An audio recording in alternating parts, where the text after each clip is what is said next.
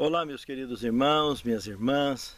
É com muita alegria que eu cumprimento a todos vocês através de mais essa oportunidade de mais um encerramento juntos da lição que estudamos aí durante 13 semanas e hoje a 14ª semana fazendo o encerramento desse trimestre tão interessante no qual estudamos o Evangelho em Gálatas. Vocês sabem, eu aprecio muito quando termina um trimestre, abrir a lição no índice das lições e sintetizarmos o que nós estudamos, o que nós vimos durante o trimestre.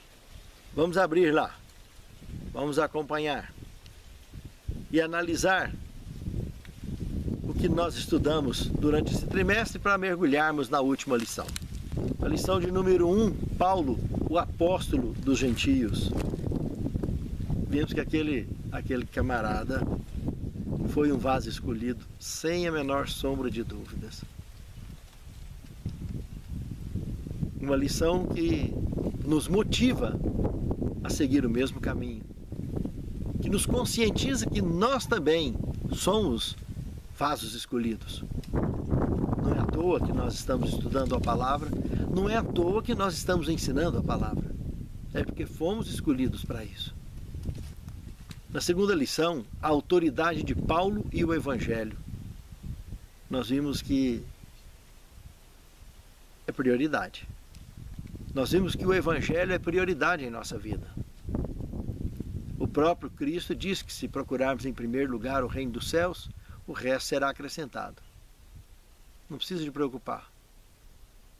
Ou nós nos agregamos a esse trabalho maravilhoso de evangelizarmos o mundo ao nosso redor, ou faremos parte de um grupo que é como se estivesse trabalhando para atrasar ou para bloquear a obra de Deus. Quando priorizamos as coisas do reino de Deus, teremos autoridade para falar das coisas do reino e para viver as coisas do reino. O próprio testemunho fala muito mais alto do que qualquer sermão. Até mesmo o silêncio manifesta de forma determinante a altura da voz do Senhor na nossa conduta. Isso é autoridade. E quando nós testemunhamos e quando nós pregamos, nós permitimos que o Senhor fale por nós, para o mundo ao nosso redor. E assim cumprimos com a missão que Cristo nos confiou. Na terceira lição desse trimestre, vimos a unidade do Evangelho. Descobrimos que ela é infalível. Ela unifica mesmo. Não tem por que criar divisões.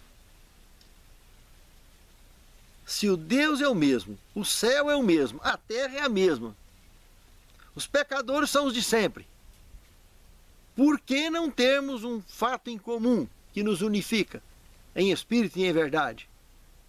Nos agrega a raça eleita para, em muito breve, pela graça de Deus, para voltarmos a fazer parte da raça pura. O projeto original do Senhor para mim e para você. Na quarta lição desse trimestre, nós estudamos a justificação pela fé. E chegamos a uma conclusão que sem ela, sem a fé, sem essa justificação pela fé, que é Cristo que nos justifica, simplesmente é impossível sermos salvos. Por isso, a importância de alimentarmos a verdadeira fé, a fé viva, que gera obras. Obras que identificam os habitantes do reino eterno. Pense nisso, amado irmão. Pense nisso, amado irmão. Na quinta lição nós vimos a fé e o Antigo Testamento. Em poucas e boas, descobrimos que a palavra de Deus, já na antiguidade, antecipou o Calvário. É como se Deus tivesse antecipado o Calvário para os verdadeiros crentes da antiguidade, que inclusive Abraão foi chamado de um deles, Abraão o crente, nessa carta de Paulo aos Gálatas. Na lição 6, aí sim, nós estudamos a superioridade da promessa. E podemos notar, quando estudamos essa lição, que Paulo rompeu além das barreiras, que Abraão rompeu além das barreiras, e Paulo, inspirado no testemunho de Abraão, fez a mesma coisa. Abraão viveu além do seu tempo, Paulo também viveu além do seu tempo. Por isso que ambos, quando atingiram esse ponto do relacionamento em espírito e em verdade com o verdadeiro Deus, com o único e verdadeiro Deus, eles simplesmente estavam vivendo além do tempo. E o que estava vivendo nessa terra era simplesmente completando o que tinha que ser completado dentro da missão deles. Mas estava muito além do tempo. É alguém que já tinha encontrado o caminho certo, já tinha encontrado o lugar certo e voltou para terminar. É como se tivesse voltado para terminar. Como se estivéssemos procurando um paraíso perdido e fomos lá e encontramos. Daí nós entendemos que não adianta a gente querer entrar sozinho. Tem que voltar, tem que cumprir com a missão, para que outros também possam fazer o mesmo. É mais ou menos isso que Abraão entendeu e que Paulo entendeu. Aí sim, voltou, essa vidinha aqui para ele não era nada. O importante é o que ele ia viver lá. É antecipar o reino eterno, é viver o reino eterno. E isso é encontrar o reino de Deus dentro de si. Sem sombra de dúvida, viveremos para a honra e glória de Deus. Mas precisamos encontrar aqui dentro. Senão nada feito. Nos realizarmos no Senhor, termos prazer pela sua causa. E todo mundo que vive o Evangelho no seu verdadeiro sentido, que busca amadurecimento na palavra de Deus e no relacionamento com o Senhor, qualquer um estará vivendo além do seu tempo. Muito além do seu tempo. E é uma pena que, por estarmos muito além do nosso tempo, que o zumbitismo e o travamento que o mundo vive não consegue acompanhar isso. Muitas vezes não consegue ouvir, não consegue enxergar. Olha, mas não enxerga, ouve, mas não escuta. Mas alguns ouvirão, alguns enxergarão. E ao seu tempo, irão se converter de verdade. E se agregarão nos mesmos rastros que nós seguimos, focados todos na direção daquele paraíso perdido, do reino eterno. Na lição de número 7, nós estudamos o caminho para a fé. Aqui nós descobrimos que a lei de Deus é como um aio, um condutor, um guia que nos leva a Cristo. Ou mesmo um espelho, ela aponta a sujeira no nosso rosto, mas não tira a sujeira. Por isso que não somos salvos pela lei. Mas a importância dela, de quando olhamos, temos a certeza da situação que está ao nosso rosto. Ou qualquer coisa que estivermos observando no nosso corpo. Por isso, estudamos o caminho para a fé. Na lição 8, nós estudamos de escravos a herdeiros. E é uma lição que tivemos um gosto muito especial, porque descobrimos que para um escravo que vivia a escravidão mesmo, de uma hora para outra se tornar membro da família, ser adotado pela família e deixar de ser escravo, é um presente impagável. Não tem dinheiro que paga. E é isso. E é essa experiência que nós vivemos quando conhecemos a verdade. Fomos libertos.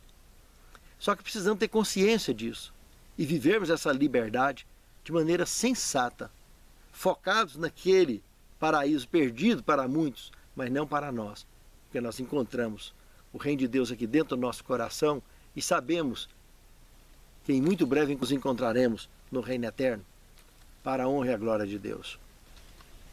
Na lição 9, nós estudamos o apelo pastoral de Paulo.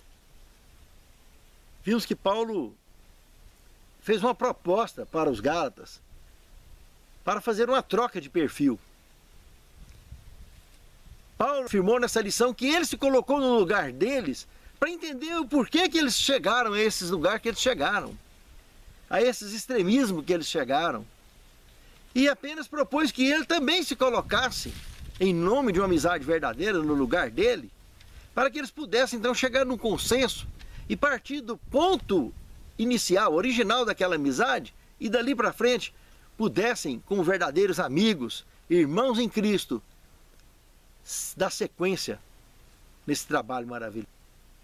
E ficou para nós uma lição ao estudarmos esse tema, a importância de desenvolvermos uma amizade real com aqueles que estudamos a palavra. Uma amizade verdadeira, sincera, honesta. Porque amanhã, com isso, de fato, tanto nós poderemos auxiliar no resgate desses filhos na fé, ou eles, como nossos filhos na fé, nos resgatar caso nós caiamos. Existe um vínculo muito importante, porque eu sou instrumento na mão de Deus e ele também. Se eu caio, Deus vai irá usá-lo para me resgatar. Se ele cai, Deus vai me usar de novo para resgatá-lo. Como Paulo nessa lição diz que era uma segunda dor de parto. Pense nisso, irmão. É muito interessante. Essa lição de Gálatas realmente foi um presente para todos nós. Na lição de número 10, estudamos as duas alianças. E descobrimos que ambas as alianças, tanto a antiga quanto a nova, as duas passam por Cristo e chegam até nós. Na realidade é uma só. E ela passou por várias etapas, lá com Adão, com Noé, com Abraão, com Moisés e até os nossos dias. Uma aliança só, que o resultado dessa aliança é a redenção daqueles que o amam e o temem. Por isso que lá nas 3 mensagens angélicas, temei a Deus e dai-lhe glória, porque vinde a hora do seu juízo, e adorai aquele que fez os céus, a terra, o mar e as fontes das águas. Pense nisso, amado irmão. Tem um vínculo muito forte, essas mensagens. Na lição 11 nós estudamos liberdade em Cristo, e vimos que o prazer em servir é de fato a verdadeira liberdade em Cristo. Quando nós amamos a Deus, nós amamos também o nosso semelhante. E amamos a obra, amamos a missão, priorizamos as coisas do reino em nossas vidas. Isso não tem dinheiro que pague. Não é homem, não é mortal nenhum que vai atrapalhar isso, ou que vai interferir nesse trabalho, nessa obra. É uma obra que eu fui chamado e você foi chamado. E enquanto nós estamos vivos, temos a oportunidade de cumprir ou não com essa missão. E é isso que aqui temos estudado, nesse tema maravilhoso de Paulo aos Gálatas. Na lição 12 nós estudamos vivendo pelo Espírito. E nos fez lembrar do Evangelho de João 4:23, quando Jesus falou para aquela que foi prostituta até ali, dali para frente, não mais. Disse para ela, olha, a hora vem, e agora é, em que os verdadeiros adoradores adorarão o Pai em espírito e em verdade, porque o Pai procura tais que assim o adorem. Isso é viver em espírito, adorando em espírito e em verdade. Isso é viver de verdade, isso é adorar de verdade. Quem nos dá a missão é Deus, não é nenhum mortal. Deus nos coloca ela, nos prioriza ela em nossos passos, em nossas palavras, em nossas ações. E o resto é resto. Assim, estaremos unificados uns com os outros se todos estiverem focados da mesma forma. Cada um cumprirá dentro da sua esfera a missão que Deus tem confiado. E o propósito divino da redenção, através do nosso trabalho, da unidade do Evangelho, nos fará chegar à terra. A consumação da obra de Deus aqui na terra. Na penúltima lição, nós estudamos o Evangelho e a Igreja. Ali aprendemos sobre semear, sobre colher, a importância dessas obras na agricultura, fazendo um paralelo com a pregação do Evangelho. Mas eu diria ainda que além de semear, além de colher, uma das mais importantes missões nessa questão toda é conservar. Porque o que adianta você plantar que adianta você ter uma excelente colheita, mas se você não souber conservar aquela colheita? Nós não podemos abrir mão disso, irmãos. E é uma relação sincera, honesta, amorosa com os nossos filhos na fé, é que farão homens e mulheres de estrutura na causa de Deus. Farão a obra prosperar de fato. Semear, colher e conservar. Pense nisso, amado irmão. Pense nisso, amado irmão. E a 14ª lição desse trimestre, fantástica. Chave de ouro, né, meus irmãos? Gálatas 6,14 diz o seguinte: longe esteja de mim gloriar-me, senão na cruz de nosso Senhor Jesus Cristo, pela qual o mundo está crucificado para mim, e eu para o mundo. Irmãos, observem que o trabalho do Calvário foi para nos dar vida, trazer vida eterna. Esse foi o propósito do Calvário. E Paulo aqui, de uma maneira muito inteligente, ele tentou mostrar o outro lado do Calvário, daqueles que não aceitam o Calvário, que é uma crucifixão, sepultura e já era, acabou. Não ressuscita mais. O que ele está mostrando é o lado negro da morte, para quem morre perdido. Então, seja de cruz, seja do que for, se morrer perdido, já era. Então, as pessoas que vivem viciadas no mundo, que são apaixonadas pelo mundo, que são inseparáveis do mundo, dependentes, mundanos, infelizmente, não tem como servir a dois senhores ao mesmo tempo. Nós vivemos no mundo, mas não somos do mundo.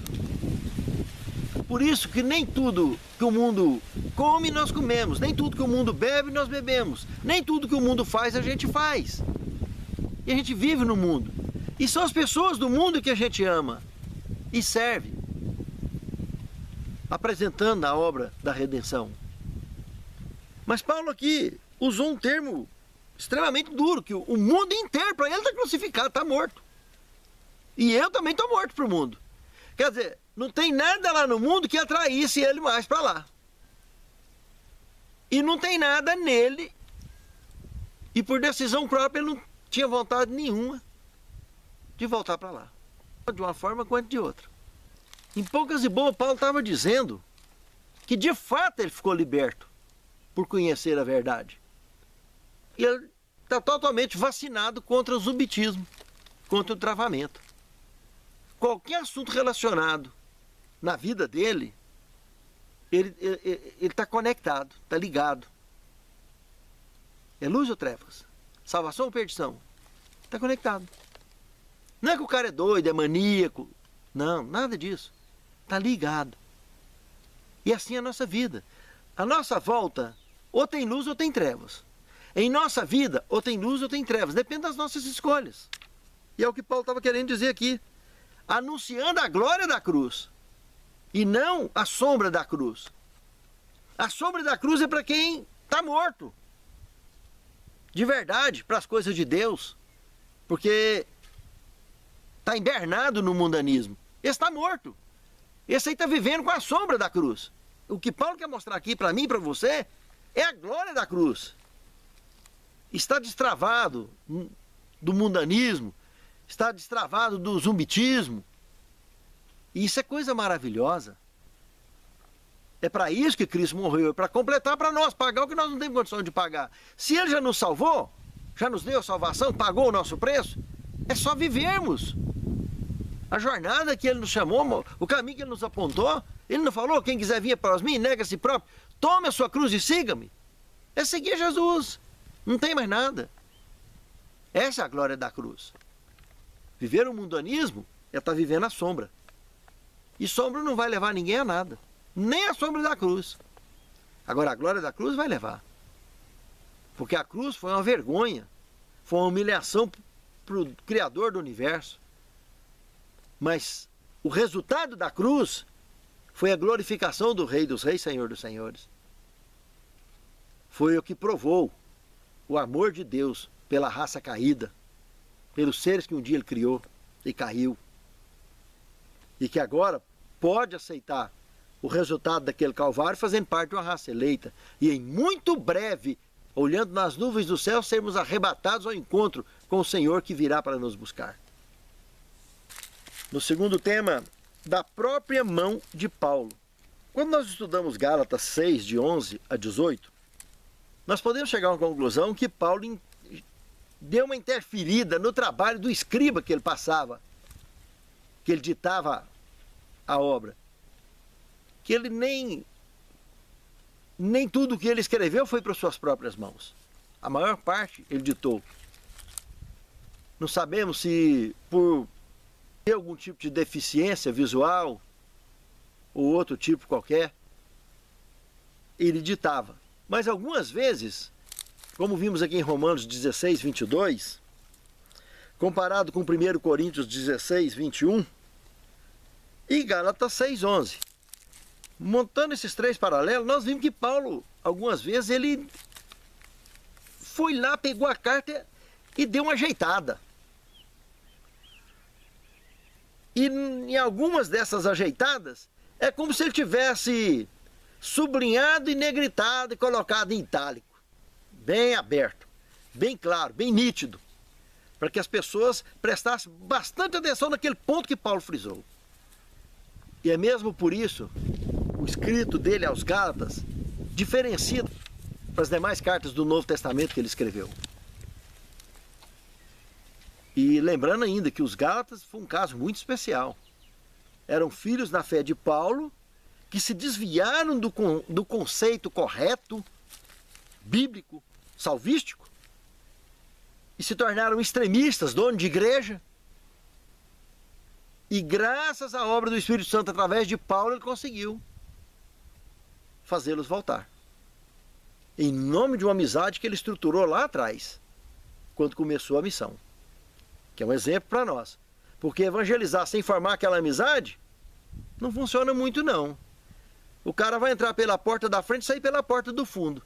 E vai marcar um grande volume de apostasia maior do que os de batismo. Ou a evasão de pessoas para organizações religiosas que antigamente a gente nem via falar nisso. Justamente por falta de estrutura bíblica. Quando a gente conquista a amizade primeiro, nós temos mais liberdade e mais tempo para ensinar a mensagem de maneira mais sólida e objetiva. Do contrário, fica muito vazio. Esses estudos bíblicos que a gente anda vendo por aí ultimamente, está tendo mais reunião por causa de lanchim, sermãozinho empacotado, parecendo aquelas missas antigas. Não é por aí que funciona o negócio. A palavra de Deus, a lição, o espírito de profecia, tudo tem que ser estudado com carinho, com amor, de maneira sensata. E as verdades, a doutrina, as profecias da Bíblia Sagrada, ser estudada de maneira bem íntima, porque isso é muito importante. Isso fortalece a nossa fé. E esse nível de trabalho que Paulo fez é o tipo sugerido para nós fazermos hoje. Para nós incorporarmos ao que nós fazemos já normalmente, esse tipo de trabalho. Um trabalho mais íntimo, de amizade, aonde nós podemos, todo o tempo, temos a liberdade de com nossas próprias mãos, estar ampliando o entendimento deixado, escrito, para todos na palavra de Deus e no Espírito de profecia. Mas isso vinculado à obra do Espírito Santo e não dando opinião pessoal. Biblificar uma lição, eis a questão. Biblificar um sermão, eis a questão. Mas tudo isso é muito importante se estiver o personagem principal. Testemunho. Escolha. Determinação. Amor em servir. prazer em servir. No terceiro tema, buscando a glória na carne. Muito forte esse tema. Estudando Gálatas 6, 12 e 13, a conclusão que Paulo tenta deixar aqui para nós, que o Espírito Santo deixou nos escritos de Paulo, para mim e para você, é que a fachada religiosa maldita, que nunca deixou de fazer parte da obra, infelizmente, está cheio de crente dentro da igreja desse jeito, de dono de igreja ou de crente marca-traque, que não serve em espírito e em verdade. É o crente que quer comandar tudo dentro da igreja. Ele faz alguma coisa pela igreja, seja o dízimo, seja a oferta, seja o trabalho missionário, qualquer trabalho, qualquer coisa que ele faz esperando algo em troca, isso é uma maldição. Não tem fundamento um negócio desse. E o que tem disso não é brincadeira. Aí essas pessoas servem de fachada. E essas pessoas, ao invés de servirem em espírito e em verdade, no fundo, o que elas fazem é esparramar com as ovelhas. Corre com o rebanho. Porque eles são muito agressivos. Esse tipo de testemunho é extremamente e absolutamente agressivo. Quando as pessoas perceberem que tem alguém dentro que acha que manda na igreja, isso é muito doído. Justamente porque eles se acham detentores de poder. Paulo também insinuou aqui, nesse contexto, como se eles quisessem fazer sucesso com o chapéu alheio. Quando ele usou a expressão que quem ensina essas coisas, essas tradições e regras dentro da igreja, são pessoas que depois vão ficar se gloriando com a carne de vocês. Isso é fazer sucesso com o chapéu alheio. E bater no peito e falar: as minhas ovelhas, o que eu faço com elas? Elas me obedecem. E pensar que não tem isso na igreja, e tem. Como tem? Irmãos, eu já passei experiências dentro da igreja de pessoas da nossa própria igreja que foram constrangidas para não vir assistir o estudo de escatologia que eu ministro. Eu já passei por esse tipo de experiência. Eu já passei por experiências que a minha classe na unidade Escola Sabatina, numa igreja que eu frequentei alguns anos atrás, a minha classe é sempre grande, tem muita gente na minha classe, sempre. Para a honra e glória de Deus. Mas as pessoas ficavam, os donos de igreja ficavam tão incomodados com aquilo, vendo a classe crescer daquele jeito, que eles queriam, por fim, na época de encerramento de trimestre, ficar na porta, cercando: não senta lá não, já tem muita gente, vai sentar na outra classe, não pode e tal. E aí eu ligava para as pessoas não irem, depois eles vieram reclamar para mim. É ruim a gente falar isso, mas é dono de igreja que faz isso. São pessoas que estão perdidas dentro da igreja, quer fazer outros também ficar perdidos. Porque nós não podemos, nós não temos o direito de proibir as pessoas de escolher com quem que eles querem estudar a palavra. As pessoas, muitas vezes, sentem dependência de tomar daquela adoção, daquela paternidade ou daquela maternidade. Enquanto eles não amadurecem, eles querem acompanhar. Quer sentir isso, é fazer discípulos. Eles não seguem a mim, mas seguem a Cristo. A palavra está lá, a verdade. A mesma verdade de sempre, nunca mudou nada. Mas por que o dono de igreja tem que estar fazendo essas coisas? Não quer, como se eles fossem o dono das ovelhas. Como se estivesse perdendo alguma coisa com isso. Nós defendemos a mesma fé, o mesmo amor, a mesma mensagem, o mesmo céu, é o mesmo Deus. E viver isso é ruim. Passar por esse tipo de experiência é muito desagradável. Não por mim, porque eu consigo olhar, entender, ter maturidade suficiente para contornar sem encrenca, sem nada e levar adiante. É uma UTI mesmo, né? Tem gente pior que a gente, melhor que a gente, mas é ruim. Para aquela pessoa que é pequenininha, que ainda não amadureceu, ela pode desviar, pode apostatar, por causa disso, por causa de um dom de igreja. E é isso aqui é que pega, porque eles ainda se gloriam depois, dizendo, desmanchei, tirei o fulano, Beltrano, Ciclano, já não foi, tantas pessoas não foi para aquela unidade. Então isso é muito ruim, porque Jesus diz, quem comigo não ajunta, espalha. Então são experiências que ao longo de quase 40 anos de serviço na causa de Deus, voluntário, sempre fui voluntário na causa de Deus, é coisa que a gente vê. E eu tenho certeza que para todo lado acontece isso. Porque tem um inimigo comum de todos que não quer que a obra avance. E ela só vai avançar se eu e você, com amor a Deus e ao semelhante, inclusive a esses que estão mais doentes do que a gente, porque faz esse tipo de coisa, porque está muito doente. E é com amor que nós vamos reconquistar, fazer o que Paulo fez. É a carta de Paulo aos Gálatas, é para isso. Para a gente poder conseguir viver bem com aquelas pessoas. Todo mundo precisa de ficar bem dentro desse circuito da UTI, para que possam todos ser reagregados, reagrupados à raça pura. Para que ninguém deixe de fazer parte da raça eleita, que vive e faz o trabalho justamente dentro dessa UTI. E sai pelo hospital afora do mundo, trazendo as pessoas para a UTI. Isso é importante demais. Pense nisso, amado irmão. Pense nisso, amado irmão. Busquem a glória do Espírito e não da carne. Aí nós prosperaremos sempre na causa do Senhor. Justamente vivendo os frutos do Espírito e evitando os frutos da carne. Substituindo os frutos da carne por frutos do Espírito. Desde que nos gloriarmos no Espírito e jamais na carne. Quarto tema. Gloriando-se na cruz. Gálatas 6,14. É o título de abertura da nossa lição.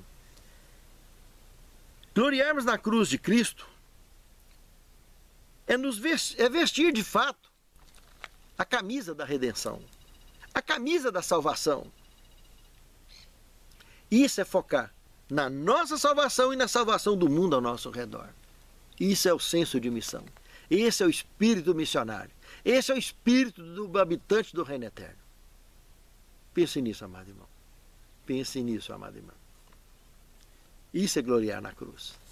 Foi justamente isso que Paulo fez. Uma nova criatura, quinto tema. Analisando Gálatas 6,15 e 2 Coríntios 5,17, nós perceberemos que tradições e regras não têm peso algum. Ser convertido de fato é o que decide a questão. Aquele fogo do primeiro amor, o fogo do primeiro amor, manter ele em alta. Não deixar apagar. Porque se apagar, estaremos gangorrando com facilidade para cair.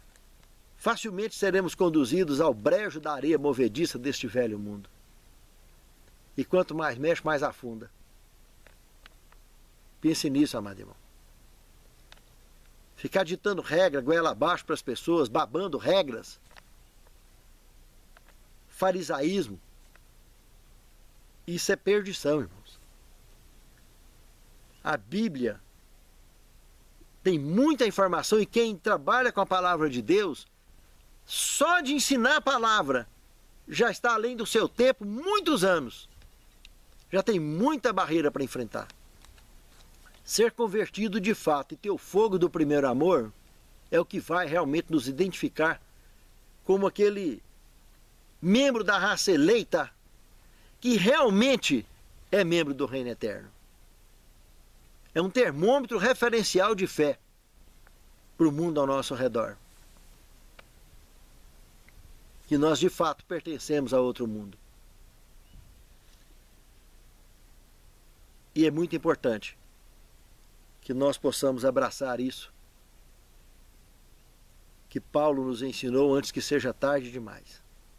Abraçar isso como propósito, como meta nas nossas vidas também. Sexto tema, considerações finais. Analisando Gálatas 6, de 16 a 18, nós podemos distribuir em 2 pontos básicos esse esclarecimento de Paulo.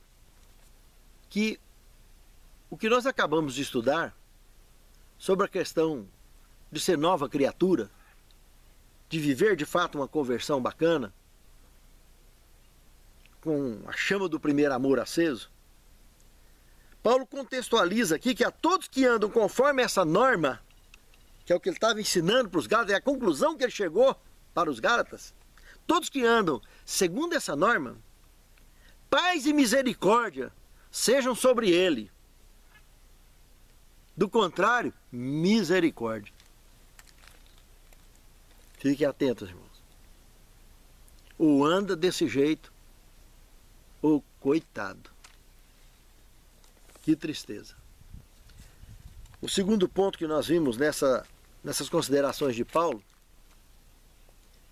é que tanto para Paulo como para todos nós, as marcas da vida são muito caras para todos nós. Todos nós temos muitas cicatrizes, doídas até, tanto do ponto de vista emocional, ou do ponto de vista moral, ou material, ou espiritual, mas que, como Paulo, lá em Damasco, da forma talvez mais dura que pudesse imaginar, ele foi descobrir isso, e levantou pronto para passar uma régua, esquecer toda a vida que ele viveu dali para trás e ser uma nova criatura dali para frente, crescendo com uma velocidade sem igual e poder dizer o que ele disse, viver o que ele viveu, tomar a decisão que ele tomou e fazer o que ele fez. E ainda chegar a dizer: sede meus imitadores como eu sou de Cristo. Porque eu combati o bom combate, guardei a carreira, a fé. Já não sou eu mais quem vivo, mas Cristo vive em mim.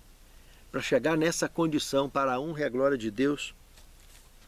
A experiência desde Damasco acelerou uma maturidade fantástica em Paulo, que realmente, a curto prazo, ele pôde se sentir um vitorioso da salvação na batalha do grande conflito entre o bem e o mal.